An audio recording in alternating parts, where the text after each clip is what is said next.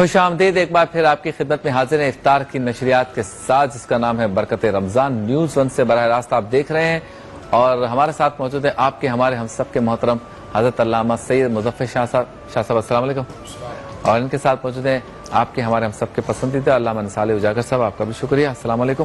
اور موجود ہیں ثنا خان شبیر نیازی صاحب، آپ کو بھی السلام علیکم، اور ہمیشہ کی طرح روزانہ کی طرح موجود ہیں جناب ذوالفقار حسین صاحب، آپ کو بھی السلام علیکم۔ تو چلتے ہیں اس سیگمنٹ کی جانب جس میں علم کی بات ہوتی ہے علماء کے ساتھ اور عقیدت کے پھول نچھاور کیے جاتے ہیں ثنا خوانان رسول کے ساتھ۔ سیگمنٹ کا نام ہے بزم علم و عقیدت۔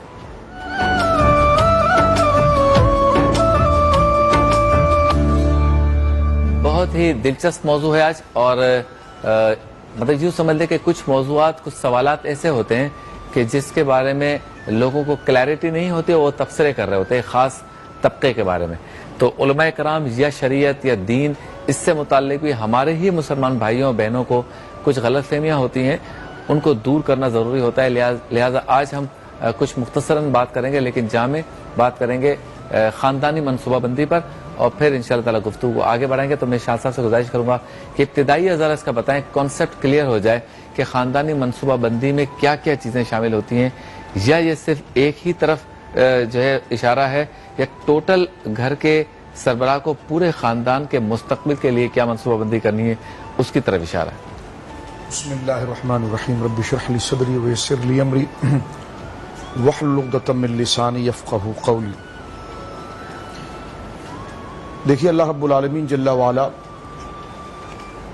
مخلوق کا خالق ہے، اور اس نے اپنے فضل و کرم سے مخلوق کی تربیت اور ان کی بنیادی جو اشیاء ہیں جس پر ان کی حیات، ان کی زندگی، ان کا اخلاق موجود ہے، ان تمام تر تاثیرات کو اللہ رب العالمین نے اسباب کے جامع کے اندر مہیا کیا ہے۔ ٹھیک ہے، لیکن خاص طور پر جو آج آپ کا موضوع ہے ضبط تولید کا، یعنی منصوبہ بندی کے طور پر اولاد کے وقفے کا، یہ تھوڑا تفصیل طلب ہے، لیکن اگر اس کو خاص نقطہ نظر سے، جس زاویہ نظر سے ہمیں فیڈ کیا جاتا ہے یا ایک ذہن دیا جاتا ہے، تو ہم مسلمان ہیں، پہلے اس چیز کو انالائز ہم قرآن و سنت کے ذریعے کرتے ہیں، اور پھر اس کے جو ظاہری اسباب ہے اس کو قرآن و سنت کے مطابق سمجھنے کی کوشش کرتے ہیں، اس لیے کہ اللہ رب العالمین کا فرمان، جب ہمارا ایمان اور عقیدہ اور حق ہے یہ کہ وہ انسان کی تربیت یا انسان کی افزائش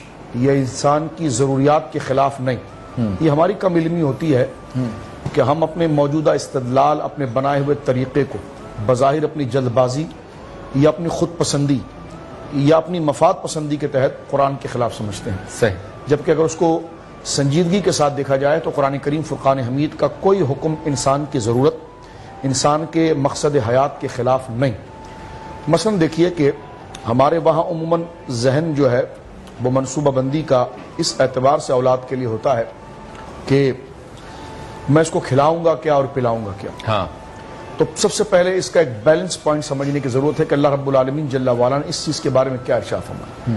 سورہ بنی اسرائیل کی آیت نمبر 31 میں اللہ رب العالمین ارشاد فرماتا ہے وَلَا تَقْتُلُوا أَوْلَادَكُمْ خَشْيَةَ إِمْلَاقٍ نَحْنُ نَرْزُقُكُمْ وَإِيَّاكُمْ، اپنی اولادوں کو اس وجہ سے قتل نہ کرو، یعنی تنگی کی وجہ سے کہ میں نے کیا کھلاؤں گا، اور اپنی اسرت کی وجہ سے، اور اس حوالے سے کہ میرے پاس کوئی ایسی سہولیات نہیں ہے اور میں اپنی اولادوں کو رزق کی تنگی کی وجہ سے کیا کھلاؤں گا، تو اللہ رب العالمین فرمایا کہ اپنی اولادوں کو رزق کی تنگی کی وجہ سے قتل نہ کرو، نحن نرزقکم، ہم ہی تمہیں رزق دیتے ہیں، وإیاکم، ہم ہی انہیں رزق دیتے ہیں اور ہم ہی تمہیں رزق دیتے ہیں۔ صحیح، یہ قرآن کریم فرقان حمید نے انسان کی تخلیق کے پیچھے جو اس کی رحمت کار فرما ہے اس کو بیان کیا، ٹھیک ہے، کہ اس جذبے کے ساتھ اور اس منفی جذبے کے ساتھ اور اس فرسودہ جذبے کے ساتھ اپنی اولادوں کو قتل نہ کرو تنگی رزق کی وجہ سے۔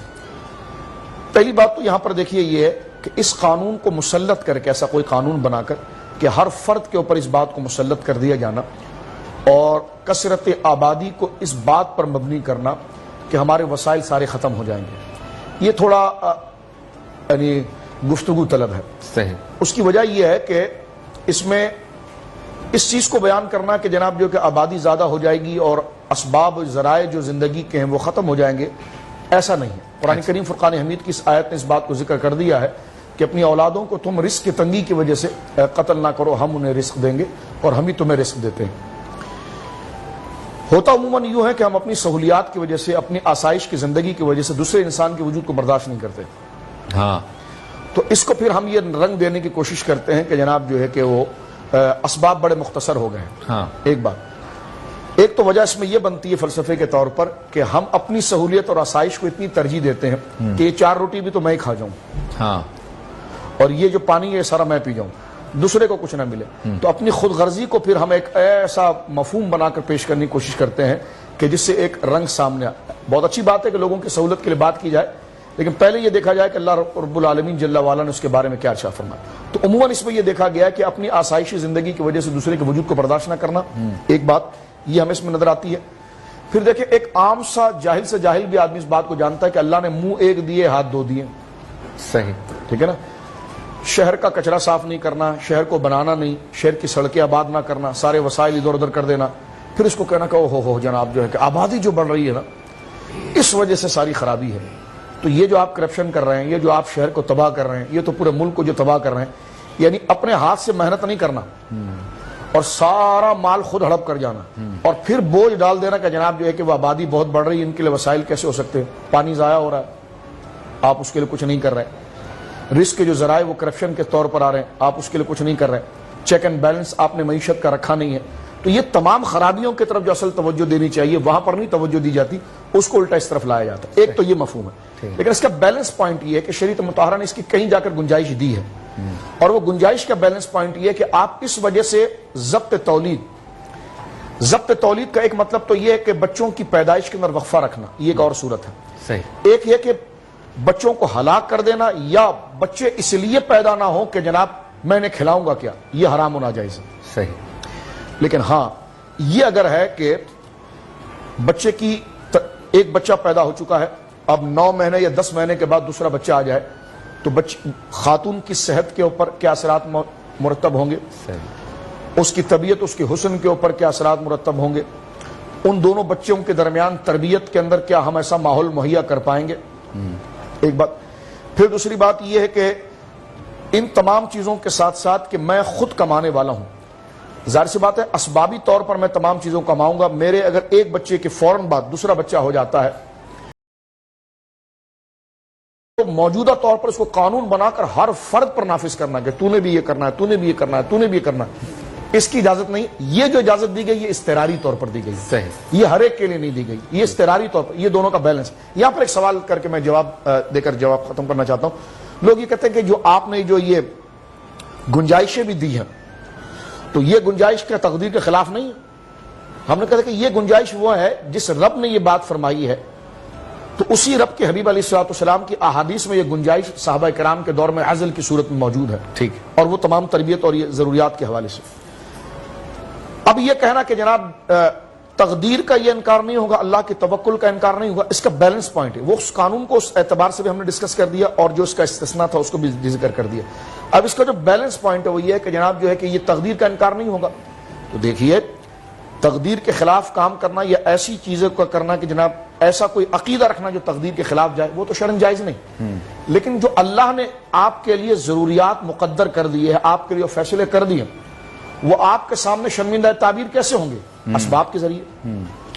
اسباب تقدیر کو بگاڑتے نہیں ہیں, اسباب وہ ہوتے ہیں جو تقدیر کے کیے ہوئے فیصلے اور نتائج کو ظاہر کرتے ہیں. صحیح, تو یہ جو چیزیں جو صحت کے حوالے سے ہم نے ذکر کی ہے اور ان اضطراری صورت کے حوالے سے ذکر کی ہے, یہ تقدیر کا انکار نہیں, یہ توکل کا انکار نہیں, بلکہ اللہ رب العالمین جل وعلا نے جو ہمارے لیے فیصلہ کیا ہے وہ اسبابی طور پر ظاہر ہوا ہے. اور اگر یہ جو اسباب ہم نے ترتیب دی اپنی بیوی کے صحت کے لیے اور معاملات کے جو استثناء جو جواز کی ہم نے بیان کیا ہے, اس میں اگر یہ اسباب واقعتاً تقدیر کے خلاف ہے تو اس اسباب پر وہ نتیجہ صادر ہی نہیں ہوگا, کیونکہ اللہ رب العالمین اسباب کا پابند نہیں ہے. صحیح, ہم نے جو اسباب ترتیب دیے اور اس اعتبار سے وہ بات جو ہم اپنی مرضی سے چاہ رہے تھے وہ باقاعدہ ہوتی چلی گئی ہے, تو اس کا مطلب اللہ کی تقدیر کو ملنے کے یہی صحیح اسباب تھے. جیسے کہ حدیث پاک کے اندر آ رہا ہے کہ ایک بچے نے دنیا میں آنا ہے, حضور نے فرمایا وہ پانی اگر پتھر پر بھی گرے گا تو خدا اس سے بھی اولاد کو پیدا کر دے گا. اللہ, تو جو چیز تقدیر کے اندر مقدر ہے وہ تو اسباب کے محتاج نہیں ہے. صحیح, لیکن یہ جو اسباب اضطراری طور پر ہم نے ذکر کیے ہیں یہ تقدیر کے اندر جو ہمارے لیے نتائج ہیں بیوی کی صحت سے متعلق ہے, دونوں بچوں کے درمیان تربیت سے متعلق ہے, لیکن اس کو گڈ مڈ نہ کیا جائے. اس کو ادھر لایا جائے کہ جناب جو وسائل ہی نہیں ہے تو آپ نے کام کیا کیا؟ آپ الیکشن جیت کر آئے ہیں, آپ نے کیا کام کیا ملک کے لیے؟ آپ تو یہ چھوڑ چکے ہیں. پانی کی ذمہ داری آپ کی تھی, رزق کی ذمہ داری آپ کی تھی, مکانات بنانے کی ذمہ داری آپ کی تھی, سڑکیں بنانے کی ذمہ داری آپ کی تھی, لوگوں کے لیے سہولیات کی ذمہ داری آپ کی تھی, وہ ساری آپ نے چھوڑ دی اور سب ڈال دیا جی آبادی بہت بڑھ رہی ہے اب اس کے لیے. اور جو بندہ بات کر رہا ہے خود اس کے 6-8 بچے ہیں جی, تو اس پر ذرا غور کرنے کی ضرورت ہے. اس لیے میں نے دونوں بیلنس پوائنٹ اس کا ذکر. کیا بات ہے. شبیر نیازی صاحب کلام. آئی پھر یاد مدینے کی رولانے کے لیے, دل تڑپ اٹھا ہے دربار میں جانے کے لیے. آئی پھر یاد مدینے کی رولانے کے لیے, میرے لجپال نے رسوا نہ کبھی ہونے دیا, میرے سرکار نے رسوا نہ کبھی ہونے دیا. جب پکارایوں نے آئے ہیں بچانے کے لیے, جب پکارایوں نے آئے ہیں بچانے کے لیے.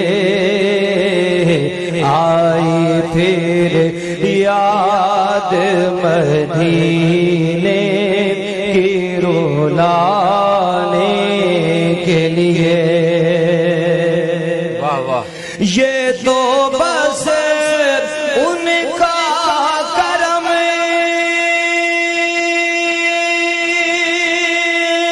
ہے کہ وہ سن لیتے ہیں. یہ تو بس ان کا کرم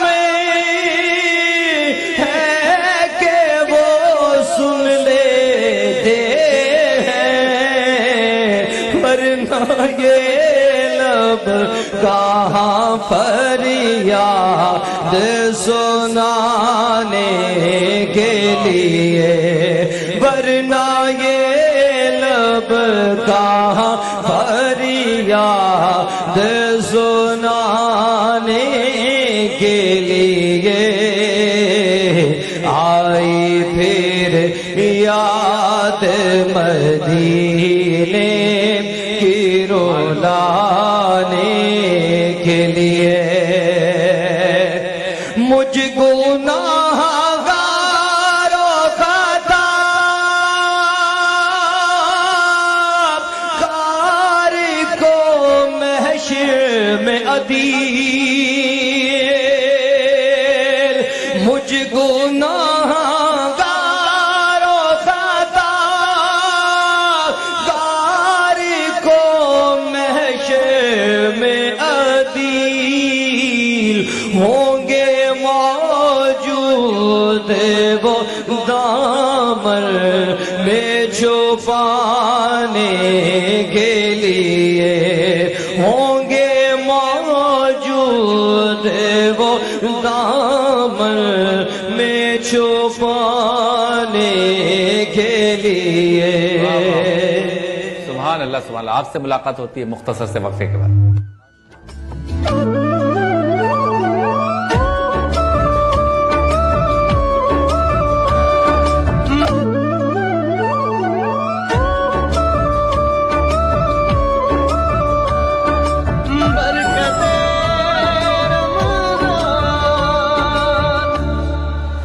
ویلکم بیک. ایک بار پھر آپ کی خدمت میں حاضر ہیں نیوز ون سے براہ راست افطار کے بابرکت لمحات میں اس ٹرانسمیشن کے ساتھ جس کا نام ہے برکت رمضان. اور چلتے ہیں اس سیگمنٹ کی جانب جس میں ہمارے شیف معراج روزانہ ایک ڈش تیار کرتے ہیں، سکھاتے ہیں، پکاتے ہیں، دکھاتے ہیں، اور سیگمنٹ کا نام ہے افطار مزیدار۔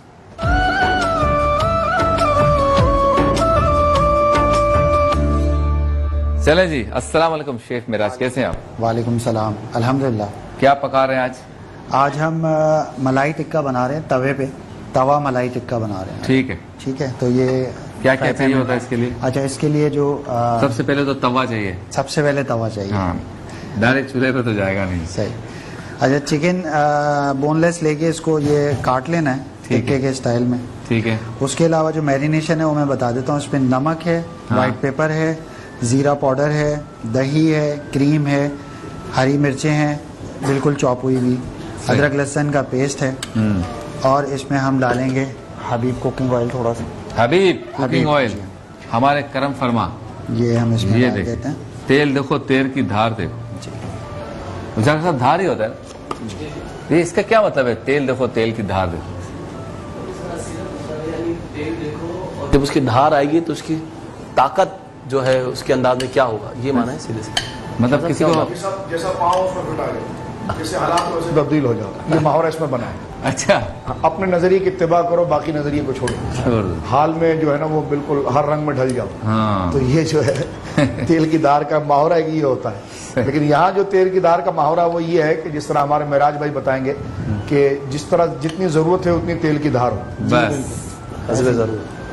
زیادہ نہیں ڈالنا، زیادہ نہیں ہونا چاہیے۔ ایسا نہ ہو کہ چکن جو ہے نا وہ تیل میں ڈبکی لگا رہی۔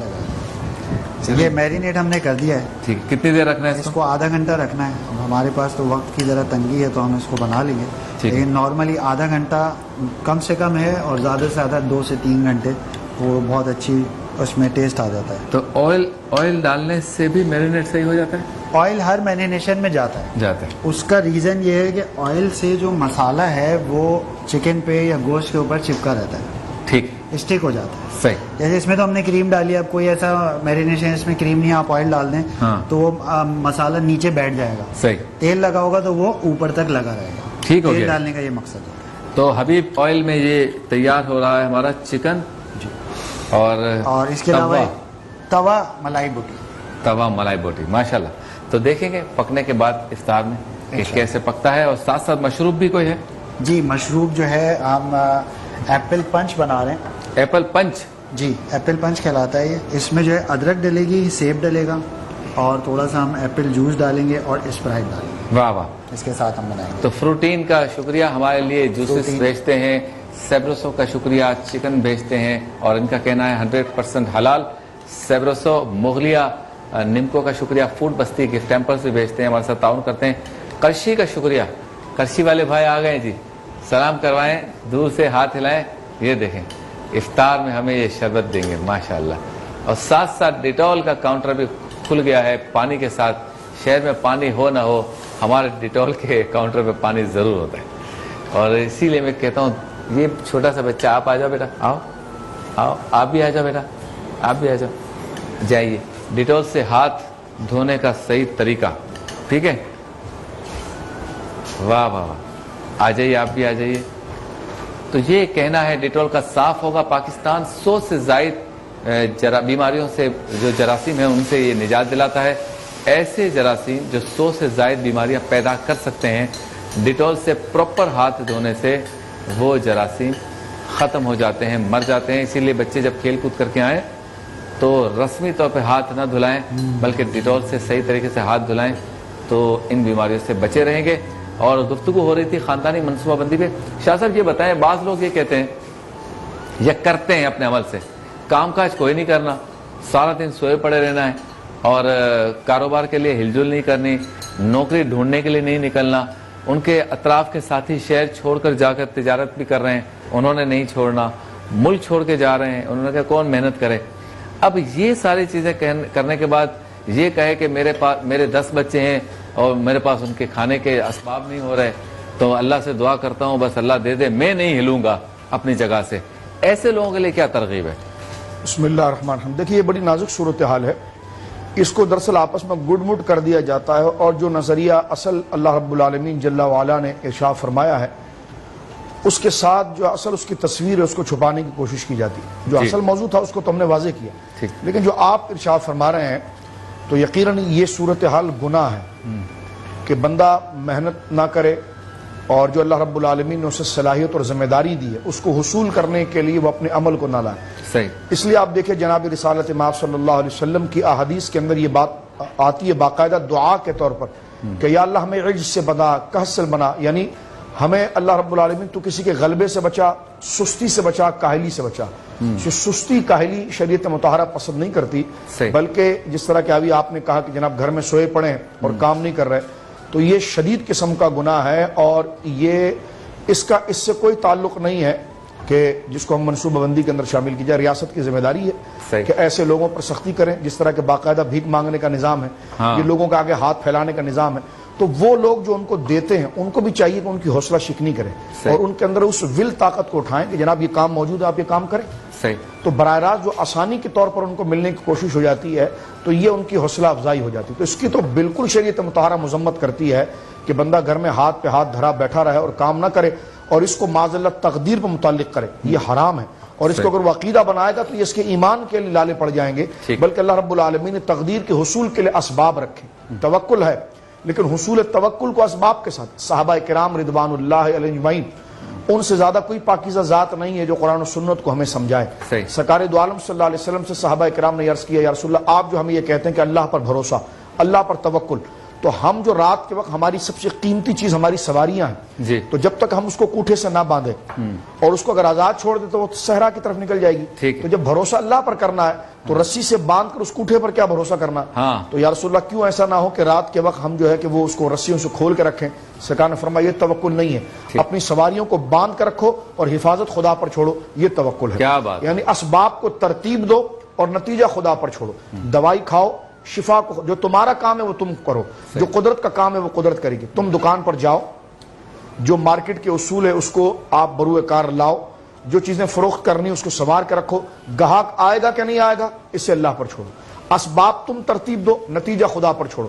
تو یہ جو محنت کے ذرائع, آپ محنت کر نہیں رہے, آپ کے سامنے ذرائع موجود ہیں, آپ کے ساتھ اگر تھوڑی سی محنت کر کے آپ یہ کریں تو آپ کی تنخواہ دگنا ہو سکتی ہے, آپ کے معاملات کشادہ ہو سکتے ہیں. لیکن آپ کو گپے شپے سے فرصت نہیں ہے, آپ کو دوستوں کے ساتھ یارنے سے فرصت نہیں, تو آپ اپنے غیر ضروری معاملات کو جب ضروری معاملات پر فوقیت دیں اور پھر کہ یہ تقدیر میں ایسا لکھا تھا, تو شریعت مطہرہ ایسی فرسودہ فکر کو پسند نہیں کرتی ہے. بلکہ وہ پہلی بات کہ اللہ نے انسان کو منہ ایک دیا ہے, ہاتھ دو دیے ہیں, اس کا مطلب کام زیادہ کرنا ہے اسے اور اپنے لیے اسباب کو, جو اسباب اللہ نے رکھے اس میں کوشش زیادہ کرنی. کیا بات ہے. آج اب بچی چھوٹی پیاری سی بچی ہماری, آؤ آؤ ڈیٹول سے اس کے بھی ذرا ہاتھ صاف ہو جائیں گے. ہاں جی دکھائیے. اور یہ ہماری ڈش بھی کچھ بیٹر جگہ پہ آ گئی ہے, اس کو بھی دکھا دیجئے.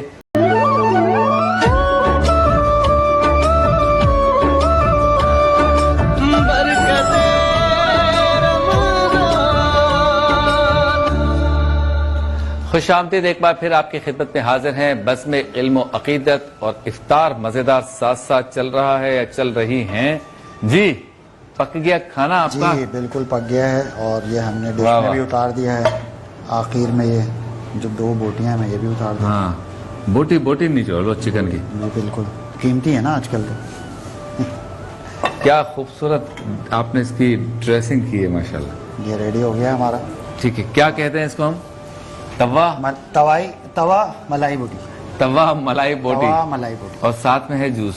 ساتھ میں جوس ہے جو میں نے بتایا تھا, ایپل پنچ بنایا ہم نے. ایپل ہے اس میں اور جنجر ہے, ادرک جس کو بولتے ہیں. واہ واہ. ساتھ میں جوس ڈالا ہے اور اسپرائٹ ہم نے اس میں ایڈ کی ہے ٹیسٹ کو تو بڑھانے. اسپرائٹ کا شکریہ. کہتے ہیں گرمی میں پہلا گھونٹ ہی آپ کو فرحت تازگی بخشتا ہے, اور ہم شکریہ اس لیے ادا کرتے ہیں کہ جو یہ نشریات آپ تک پہنچانے میں ہمارے ساتھ ہیں ان کا شکریہ ضرور ادا کرنا چاہیے. فوڈ پانڈا کا بھی شکریہ ادا کرتے ہیں.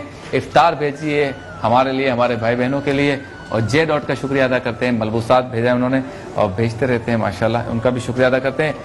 آج میں بات کرنا چاہتا ہوں لیمن میکس بار کے بارے میں. ذرا دکھائیے یہ لیمن میکس بار. اچھا گھر میں برتن جو ہے, برتن دھونا یہ بھی ایک بڑا کام ہے اور اس کے لیے ہمارے ہاں خصوصی طور پر ماسیاں رکھی جاتی ہیں کیونکہ برتن زیادہ جمع ہو جاتے ہیں تو خواتین کو سستی ہوتی ہے.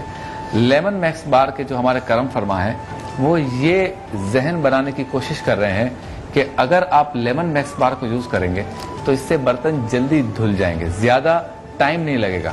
اور ساتھ اگر برتن دھونے میں بیگم صاحبہ کے ساتھ ان کے شوہر بھی تھوڑی سی مدد کر دیں تو پھر میاں بیوی یعنی شوہر اور بیوی اپنے بچوں کو زیادہ ٹائم دے سکتے ہیں. تو لیمن میکس بار جلدی جمی چکنائی کاٹتی ہے اور ساتھ ساتھ کھرچن اور جلی پتیلیوں کو جو ہے ان کو بھی صاف کرتی ہے, جس کی وجہ سے برتن صفائی کا کام جلدی ختم ہو جاتا ہے اور آپ اپنی فیملی کو زیادہ وقت دے سکتے ہیں. ان کا یہ دعویٰ ہے کہ جو اس کے بنانے کا فارمولہ ہے وہ اس طرح سے کہ 1000 لیمو میں جتنی طاقت ہوتی ہے کسی بھی میل کو کھینچنے کی, وہ آٹومیٹکلی ان بار کے ذریعے یا لیمن میکس کے لکوڈ کے ذریعے پیدا ہو جاتی ہے. تو ہمارے شیخ میرا زیادہ جانتے ہوں گے, ان کا کام یہ ہے.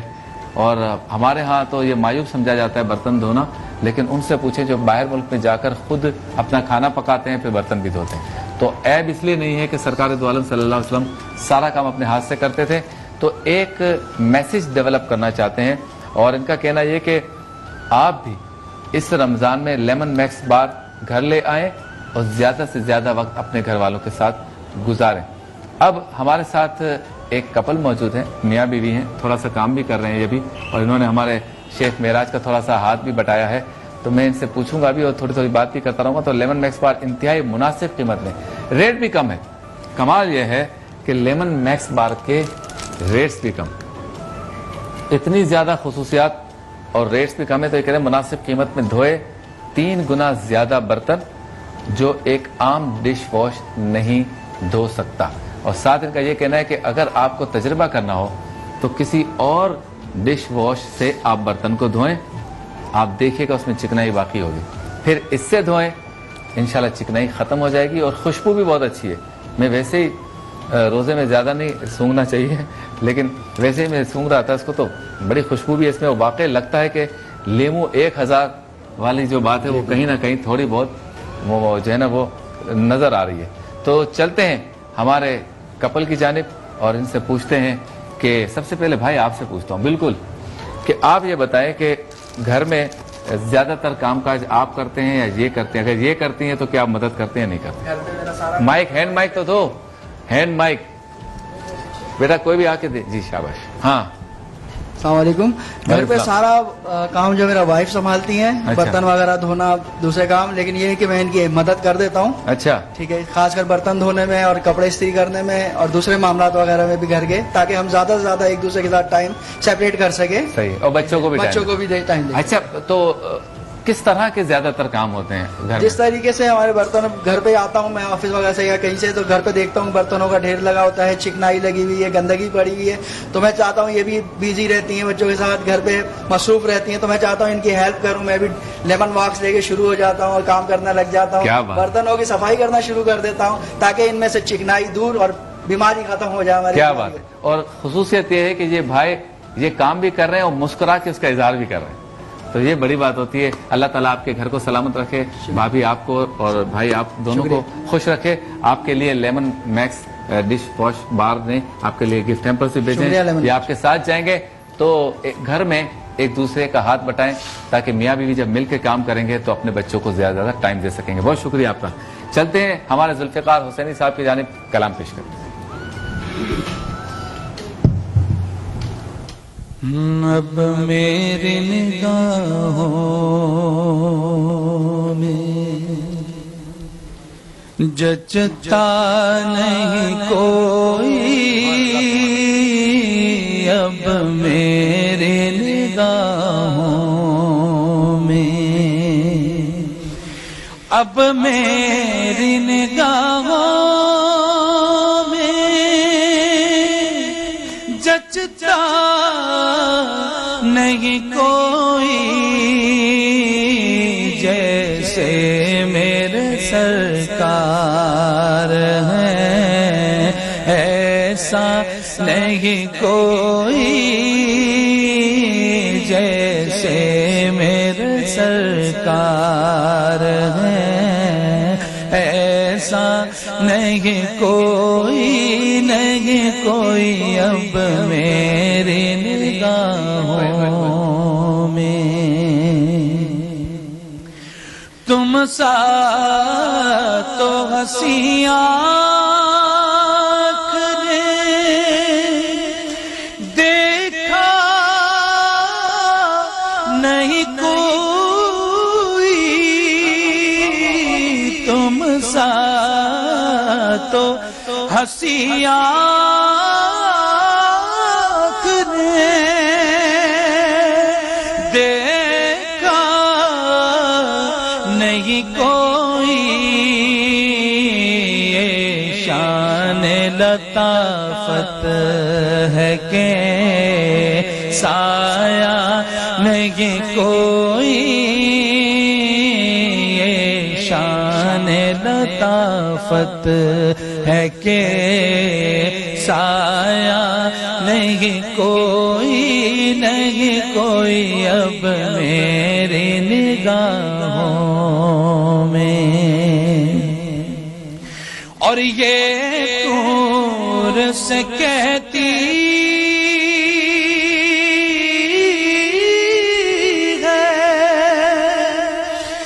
ابھی تک شب معراج، یہ طور سے کہتی ہے ابھی تک شب معراج، دیدار کی طاقت ہو تو پردہ نہیں کوئی، دیدار کی طاقت ہو تو پردہ نہیں کوئی، نہیں کوئی اب میری نگاہوں میں، جچتا نہیں کوئی جیسے میرے سرکار ہیں، ایسا نہیں کوئی، نہیں کوئی اب میری نگاہوں میں۔ شبیر بھائی شعر دیکھیے۔ سبحان اللہ سبحان اللہ۔ اعزاز یہ حاصل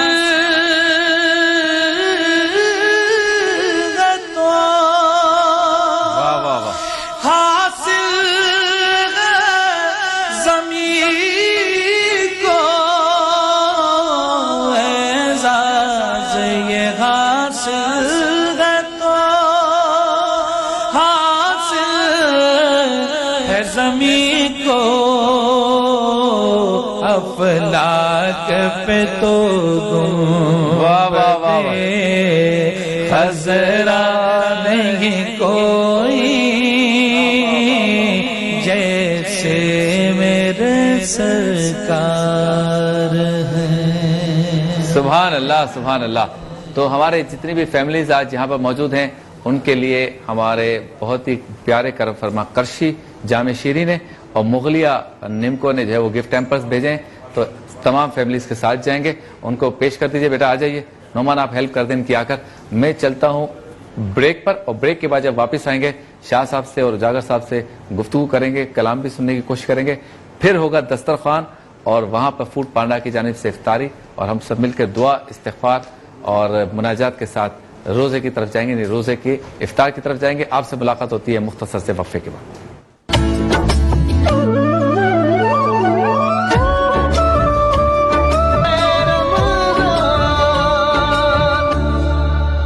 ہاں جی، ویلکم بیک، ایک بار پھر آپ کی خدمت میں حاضر ہیں، اور یہ ڈیوٹی بھی کرنی چاہیے، سیکھنا چاہیے۔ یہ اس وقت آپ جو اپنے ٹیلی ویژن اسکرین پر دیکھ رہے ہیں، مظفر شاہ صاحب جو نظر آ رہے ہیں نا، یہ کیمرہ میں آپریٹ کر رہا ہوں۔ سبحان اللہ تو کہہ رہے ہیں، سبحان اللہ کہہ رہے ہیں، کنجوسی کر رہے ہیں۔ دیکھیں کتنا اچھا میں نے اس کو پہن کیا۔ اب یہ اجاگر صاحب نظر آ رہے ہیں، اور یہ اب ذوالفقار حسینی صاحب نظر آئیں گے۔ یہ دیکھیں، واہ واہ واہ، کیا بات ہے، بہت خوب۔ ڈیوٹی ختم ہو گئی، چلتے ہیں اپنے کام کی طرف۔ اجاگر صاحب کیا کہیں گے؟ خاندانی منصوبہ بندی کانسیپٹ کلیئر کریں۔ بسم اللہ الرحمن الرحیم۔ دیکھیں قرآن میں اللہ تعالیٰ ارشاد فرماتا ہے کہ اے ایمان والو، اسلام میں پورے کے پورے داخل ہو جاؤ۔ ٹھیک ہے، آپ سر کے بال سے لے کر پاؤں کے ناخن تک، آپ کا رواں رواں، آپ کا روم روم اسلام میں ڈوبا ہونا چاہیے۔ ٹھیک ہے، ہمیں اسلام ہمیں اسلام کی حکومت چاہیے، حکومت کا اسلام نہیں چاہیے، بلکہ شریعت کی حکومت چاہیے، اسلام شریعت کی حکومت چاہیے، حکومت کی شریعت نہیں چاہیے۔ وجہ یہی ہے کہ بعض لوگ کیا ہوتے ہیں کہ جو نازک مسائل ہوتے ہیں، جو قرآن کے احکام ہوتے ہیں، احکام اسلام، مدار اسلام جس پر جو ہے قائم و دائم ہوتا ہے، ہم اس کی طرف توجہ نہیں دیتے، بلکہ صرف دنیا دار قسم کے لوگ، بھائی جس کا کہتے ہیں نا جس کا کام اسی کو سانچے۔ تو ایسا ہونا چاہیے جب آپ دوا لینے کے لیے ڈاکٹر کے پاس آتے ہیں، انجینئر کے پاس نہیں جاتے، اور نقشہ پاس کروانا ہے تو ڈاکٹر کے پاس نہیں آتے۔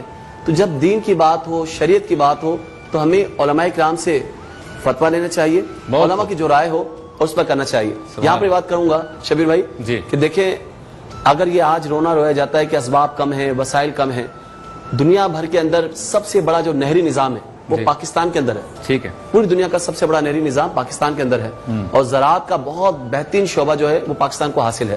اسی اعتبار سے جن وسائل کی کمی ہے یا اسباب کی کمی ہے، ہم اسے پورا کریں، نہ کہ یہ کام کریں کہ جناب اولاد میں اتنا وقفہ ہو جائے، اولاد اتنی کم رہ جائے۔ حالانکہ میرے نبی صلی اللہ علیہ وسلم تفاخر فرمائیں گے امت کی کثرت پر، اور میرے آقا فرماتے ہیں کہ زیادہ بچے جننے والی عورتوں سے نکاح فرماؤ۔ تو پتہ یہ چلا کہ امت کی کثرت ہونی چاہیے۔ ایک نان مسلم اگر مسلمان ہوتا ہے ہم کتنا خوش ہو جاتے ہیں، اور جب مسلمان گھر میں بچہ مسلمان پیدا ہو رہا ہے، اس کی نسلیں پیدا ہوں گی، خاندان میں اضافہ ہوگا، قبیلے میں اضافہ ہوگا، تو ہم کیسے اس کا انکار کر سکتے ہیں؟ تو یہاں یہ کہوں گا، آپ دیکھیں مڈل ایسٹ کے اندر دیکھیں پانی کی بہت قلت ہے، میٹھا پانی میسر نہیں ہے، مگر وہ سمندر کا پانی قابل استعمال کر رہے ہیں۔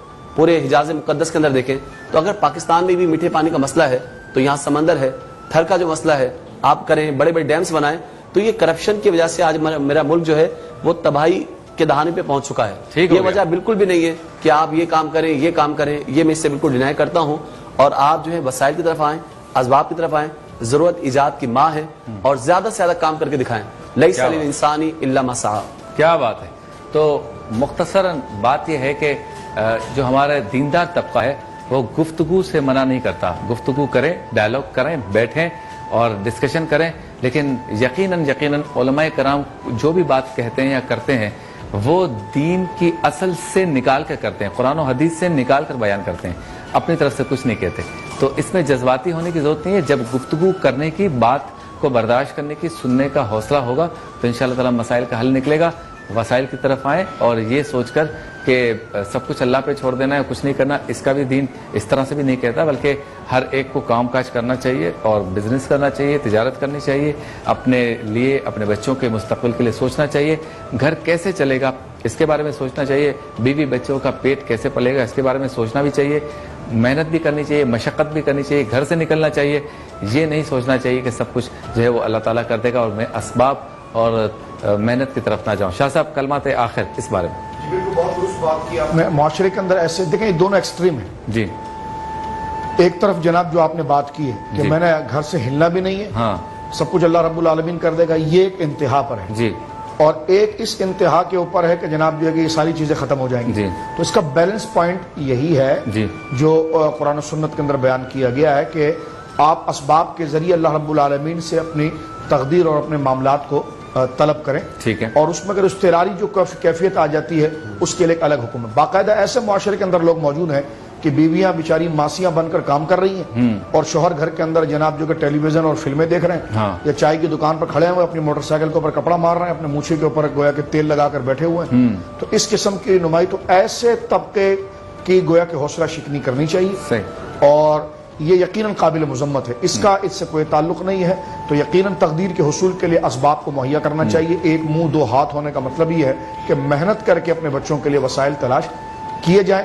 اب یہ بھی نہ ہو جائے کہ جناب جو ہے کہ ہم نے کام کچھ بھی نہیں کرنا، ڈیم ہم نے نہیں بنانا، سڑکیں ہم نے نہیں بنانی، ادھر سے بچوں کی پیدائش کو روک دیں، نہ یہ کام کیا نہ وہ کام کیا، تو معاشرہ دونوں طرف سے خراب ہو گیا۔ تو لہٰذا جو ترتیب ہے اس کو بروکار لایا جائے، جو ریاست کا کام ہے وہ ریاست کا کام کرے، جو افراد کی جو توازن کا کام ہے وہ چل رہا ہے۔ اور میں بہت ہی دیانتداری سے آپ سے عرض کرتا ہوں اور دکھی دل کے ساتھ درد مندانہ اپیل کرتا ہوں ان لوگوں سے جو قرآن و سنت کے خلاف بات کرتے ہیں، قرآن پاک سے جو مسائل ثابت ہیں بالکل نص قطعی سے، ان پر ڈسکشن کرنے کی کوشش کرتے ہیں، اپنی ذاتی رائے دینے کی کوشش کرتے ہیں۔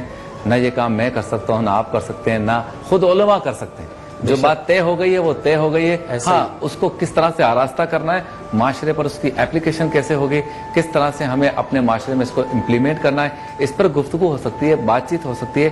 اہل علم بیٹھیں اور مسائل کا حل نکالیں, بیجا تنقید سے کوئی فائدہ نہیں ہے. تو چلتے ہیں کلام کی طرف. شبیر نیازی صاحب کلام پیش کریں, پھر ہم لاہور کی کلو کی طرف چلیں. لو مدینے کی تجلی سے لگائے ہوئے ہیں, لو مدینے کی تجلی سے لگائے ہوئے ہیں, دل کو ہم مت لائے انوار بنائے ہوئے ہیں, کشتیاں اپنی, ہاں کشتیاں اپنی کنارے سے لگائے ہوئے ہیں, کشتیاں اپنی سب اپنی کشتیاں اپنی کنارے سے لگائے ہوئے ہیں, کیا یہ ڈوبے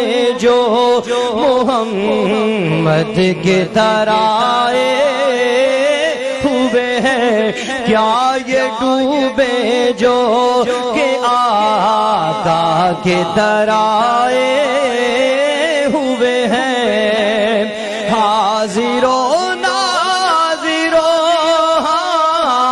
حاضر و ناظر و نور و بشر و غیب کو چھوڑ, حاضر و ناظر و نور و بشر و غیب کو چھوڑ, شکر کر وہ تیرے عیبوں کو چھپائے ہوئے ہیں, لو مدینے کی تجلی سے لگائے ہوئے ہیں.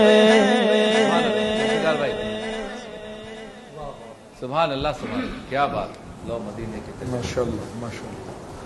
اللہ نے یہ شان بڑھائی تیرے در کی, واہ واہ واہ, اللہ نے یہ شان بڑھائی تیرے در کی,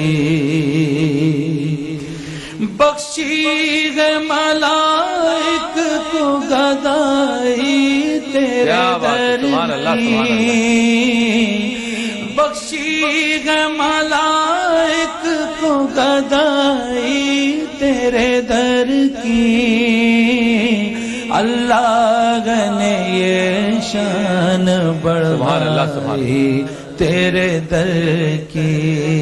کیا بات ہے, سبحان اللہ. اس کلام کو مکمل کریں گے جب کراچی اور اس کے مضافات میں افطار کا وقت ہو رہا ہوگا, ہم دسترخوان بچھا چکے ہوں گے, تو اس کلام کو مکمل کریں گے. ابھی چلتے ہیں لاہور, اس کے مضافات میں افطار کا وقت ہونے میں کم و بیش 15 منٹ باقی ہیں, اور چلتے ہیں کاؤنٹ ڈاؤن کی جانب. اور یہ کاؤنٹ ڈاؤن آپ کے سامنے پیش کیا جا رہا ہے لائف بوائے کے تعاون سے. آپ سے ملاقات ہوتی ہے بریک کے بعد دسترخوان.